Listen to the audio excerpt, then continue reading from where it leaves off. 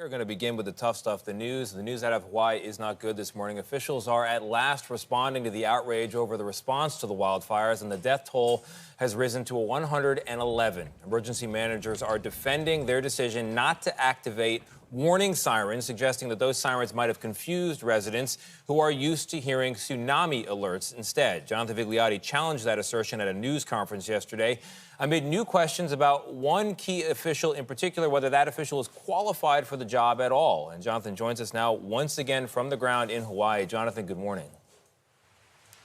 And Tony, good morning to you. We've been here since day one and immediately began asking the question, why did the sirens not go off? Officials told us they could have saved lives and that all of this wind could have knocked them offline. But we now know the sirens were working, and it was one person's job to decide whether to activate them. He told me he knew that the fire was growing and still did not pull the alarm.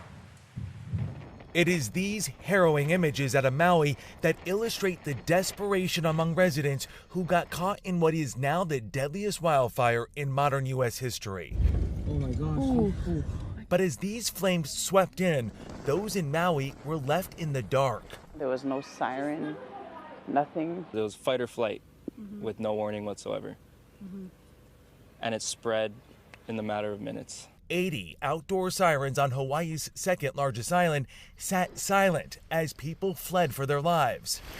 And with mounting concerns of why none of them went off, we asked Herman Andaya, the head of Maui's emergency management agency, about his own qualifications. According to Maui Now, prior to taking the job, he had no background in disaster response. Do you regret your decision, and have you considered handing over the reins to somebody with more experience?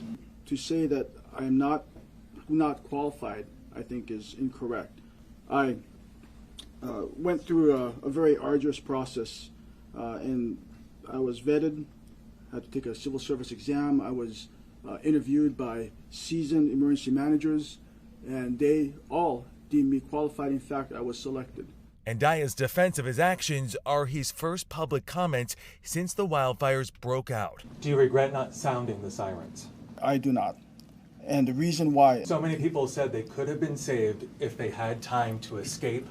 Had a siren gone off, they would have known that there was a crisis emerging. And as we know, so many bodies were found in the ground as the flames caught their heels. Give me the answer.